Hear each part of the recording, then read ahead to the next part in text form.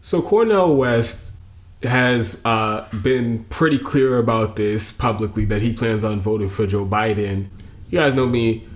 I'm not into voter shaming. I can't tell somebody who to vote for and who not to vote for.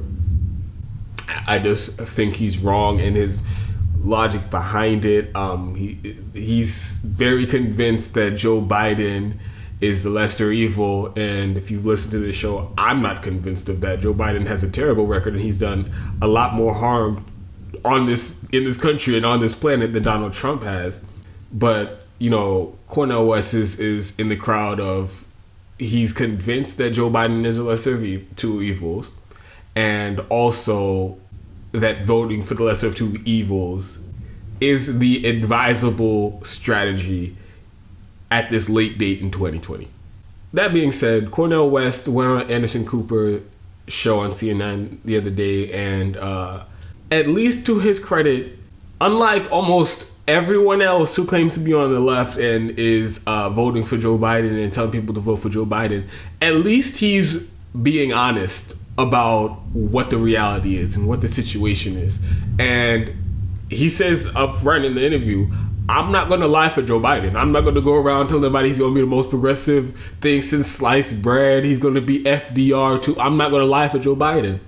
And so I have that clip from the interview. I'm going to show it and then come back and break it down. You've been critical of Harris in the past. I know at one point I think you called her a centrist candidate who acts progressive. Do you think those who have criticized her prosecutorial record, or maybe her record as Attorney General, will be able to see past it? I mean, obviously, right now the choices are Biden, Harris, or Trump, Pence. Right. I think right now we've got to be part of an anti-fascist coalition of conscience. You see our dear sister use Martin Luther King Jr.'s language, coalition of conscience. We've got to make sure Trump leaves the White House one way or another, either by election, or if he loses and he won't leave, then some of us will have to just go and escort the brother. You know what I mean? It's time to go. You've done your damage. But we can't be under any illusions.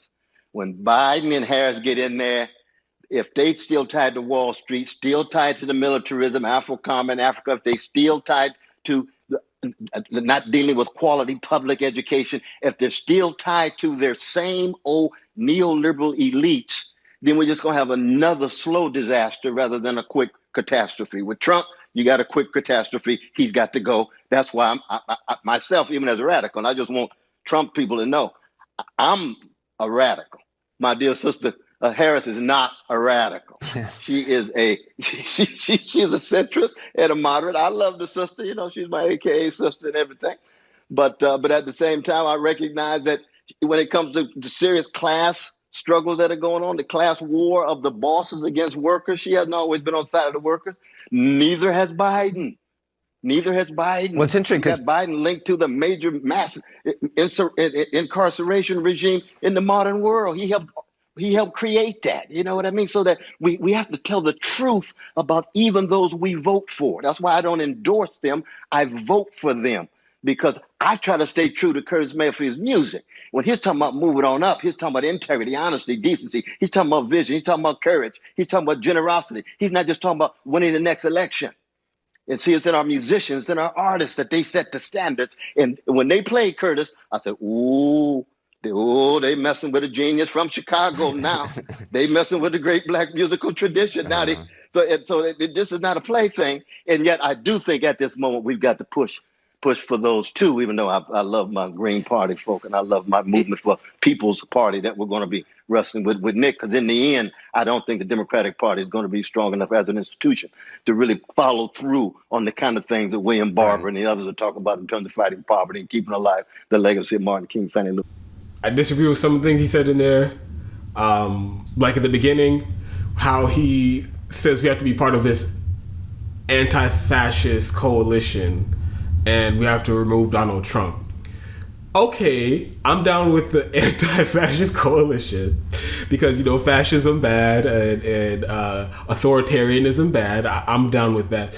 But at the same time, let's be real. Joe Biden is just another version, another form of fascism. Joe Biden wrote the crime bill. Joe Biden wrote the Patriot Act. Joe Biden is in favor of all this mass surveillance and cracking down on peaceful protesters and free speech and defending corporate power. Joe Biden is a right-wing fascist, just another version than Trump. So Cornel West is off the mark on that point. But he redeems himself a little bit when he gets into the reality of what we're going to get out of a Joe Biden, Kamala Harris administration. Rank neoliberalism and corporatism, and they are going to be beholden to the same corporate donors and billionaires that the Democratic Party and these two politicians have been for their entire career. So let's just be real about that, because it's impossible to form an effective strategy to get anything good done, any positive change, if nobody's being honest about what it actually is we're going to get out of Joe Biden.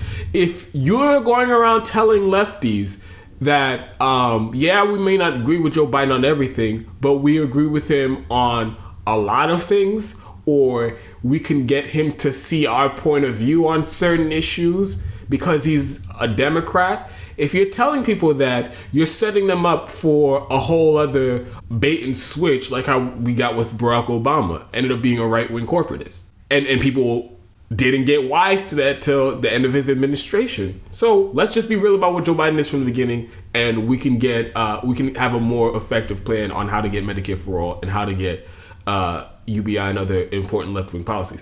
And again, the point about we just have to be honest about who we're voting for. And he says, that's why I'm not endorsing anybody, because I'm not going to lie for anybody. I'm not going to tell anybody that these people are great for the country. These politicians will do anything to improve your life.